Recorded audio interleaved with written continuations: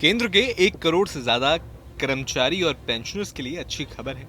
8वें वेतन आयोग के गठन को लेकर अच्छी खबर सामने आ रही है। दरअसल केंद्र सरकार की ओर से नए यानी 8वें वेतन आयोग के अध्यक्ष और सदस्यों की नियुक्ति को लेकर बड़े संकेत मिल रहे हैं।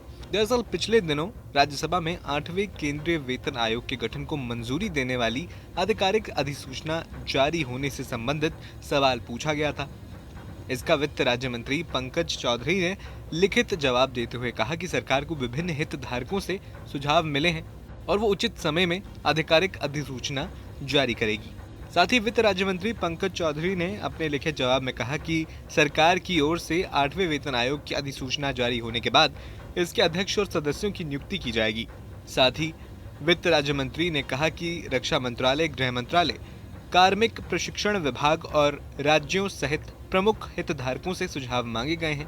उन्होंने कहा कि 8वां वेतन आयोग टर्म ऑफ रेफरेंस यानी टीओआर में दी गई समय सीमा के भीतर अपनी सिफारिशें पेश करेगा। गौरतलब है कि केंद्र सरकार को 8वें वेतन आयोग की घोषणा किए हुए 6 महीने से ज्यादा हो गए हैं, लेकिन इसके सदस्यों और अध्यक्ष की नियुक्ति के साथ टर्म ऑफ रेफरेंस को अब तक अंतिम रूप नहीं दिया जा सका। दरअसल 7वें वेतन आयोग का कार्यकाल 31 दिसंबर 2025 को खत्म होने जा रहा है और 8वें वेतन आयोग का कार्यकाल 1 जनवरी 2026 से शुरू होना है। ऐसे में देश के 1 करोड़ से अधिक सेवारत केंद्रीय कर्मचारी और पेंशन भोगियों को टीआरओ अधिसूचना का भी बेसब्री से इंतजार है। आपको बता दें कि वेतन आयोग का गठन हर 10 साल पर किया जाता है। इस बार इसे जनवरी 2026 से लागू होना है, लेकिन इस साल जनवरी में ऐलान होने के बाद अभी तक औपचारिक तौर पर इसका गठन हो नहीं पाया है। पिछले वेतन आयोग के इतिहास पर नजर डालें तो किसी भी आयोग की सिफारिश लागू होने में 1 साल का कम से कम समय लग जाता है। ऐसे में कयास लगाए जा रहे हैं कि 8वें वेतन आयोग की सिफारिशें 2026 तक ही लागू करने के लिए तेजी से काम करना होगा। इसके लिए आयोग का आधिकारिक गठन किया जाएगा, फिर इसके लिए मसौदा तैयार किया जाएगा, सिफारिशें लाई जाएंगी और कैबिनेट से मंजूरी मिलेगी। हालांकि राहत की बात यह है कि 8वां वेतन आयोग जनवरी 2026 से ही लागू माना जाएगा, लेकिन देरी होने पर केंद्र सरकार के पेंशनर्स और एम्प्लॉइज को एरियर के साथ बाद में भुगतान किया जा सकता है। खबरों की माने तो 8वें वेतन आयोग के लागू होने से केंद्रीय कर्मचारियों की सैलरी और पेंशनर्स के पेंशन में 30 से 34% तक की बढ़ोतरी हो सकती है।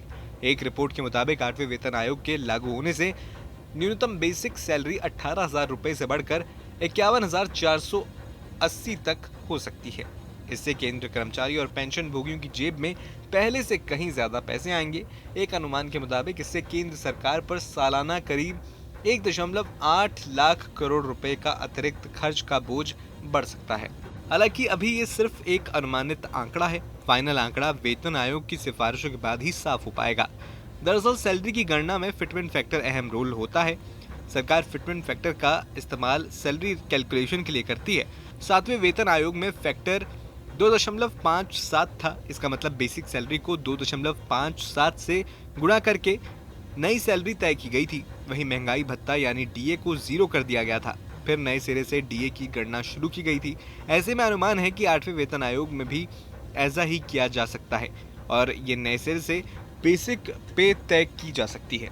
आपको बता दें कि वेतन आयोग का मकसद कर्मचारी और पेंशनर्स की सैलरी, भत्तों और पेंशन को मौजूदा महंगाई के हिसाब से जीवन स्तर को बेहतर करना है। गौरतलब है कि 1946 से अब तक 7 वेतन आयोग बन चुके हैं। हर 10 साल में नया आयोग आता है।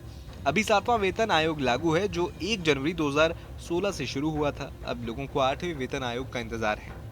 फिलहाल आपका इस वीडियो पर क्या कहना है, हमें कमेंट बॉक्स में जरूर बताएं।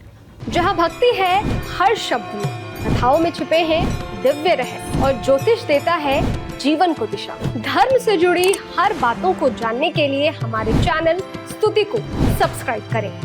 चैनल पर जाने के लिए इस लिंक पर क्लिक करें।